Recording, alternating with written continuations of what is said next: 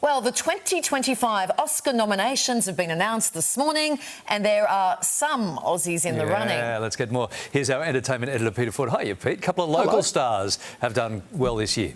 Yeah, and I think we're all really thrilled for Guy Pearce. Now, Guy, he's got a Logie, he's got a Screen Actors Guild, he's got a whole bunch of awards, but he's never had an Oscar nomination, and that's all fixed this morning for his role in this movie called The Brutalist. I mean, Guy has the most amazing career. He really does. He goes for such a variety of projects, Australian TV productions, small independent movies, or big budget movies such as The Brutalist, all 3.5 hours of it, including an interval that's very, very retro. So fingers crossed for Guy. I'd love to see him get it. Guy also in the news this week because it has been confirmed that his relationship is actually over with the actress from Game of Thrones, Carice Van Houten.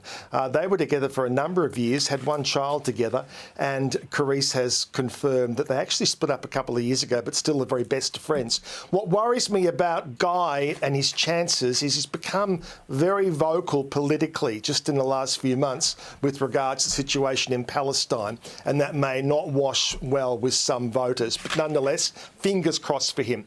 Who else have we got? Adam Elliott, another Aussie, Melbourne boy, and he won 22 years ago for Harvey Crumpet, and now once again, remember him? We've had him on the show a few times. Such a clever guy, trained and was educated at the Victorian College of the Arts from Berwick, on the outskirts of Melbourne, and now again nominated for his feature, which is the Memoir of a Snail. So hopefully between now and Oscar Day, we'll get him on and have a chat. So really thrilled for him.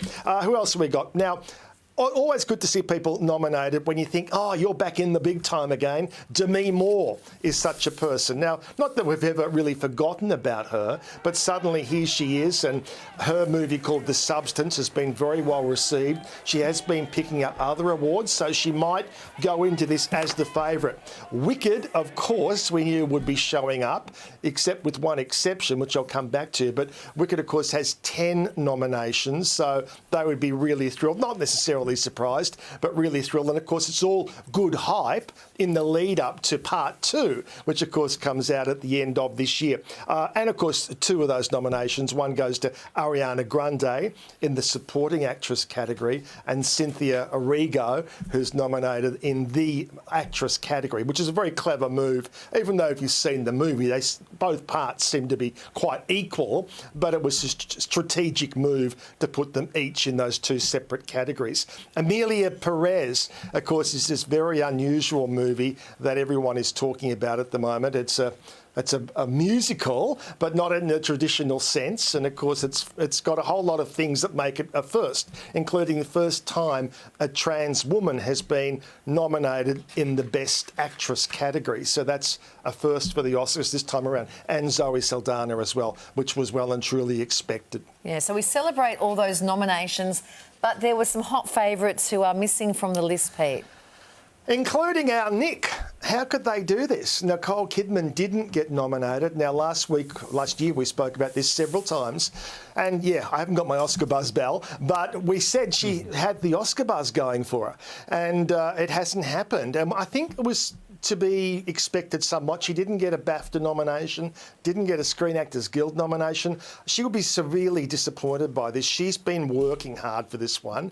She's so busy. I'm worried that may be starting to work against her. She just seems to be doing too much. So it's no longer a kind of event when Nicole Kidman is doing something. As good as she is in Baby Girl, and did some very explicit sex scenes, which she herself said she found very challenging, and I think she would have expected to have at least got a nomination and potentially be a winner. So no luck for her in that category.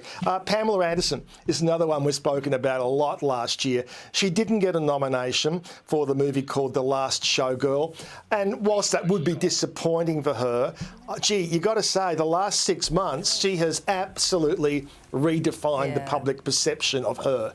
And I think good things are still going to happen for her, and there'll be other times, I think, when she can get there.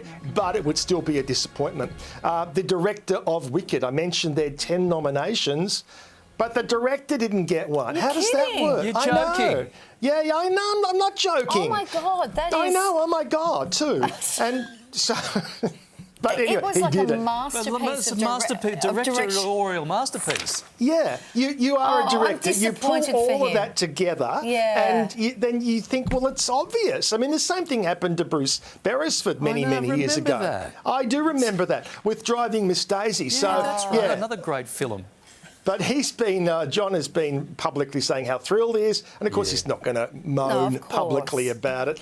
The other one who I thought would be certainly a shoo-in for a nomination is Daniel Craig for the movie he made, Yes. Queer. And and he really transformed himself here, and like Nicole, did a lot of very explicit sex scenes by mainstream movie standards. So it's almost like the Academy is saying, keep your clothes on if you want to get nominated. So Well, Daniel I don't would agree be with the disappointed. Academy in that regard. And Pete, does this bring into question the credibility of your bell? It does. It might be like a Moz bell. We might have to ban It's it. also what the producers say to us here, Larry, on this show. Please keep your clothes on. Yeah, that's right. It's, yes. That's right.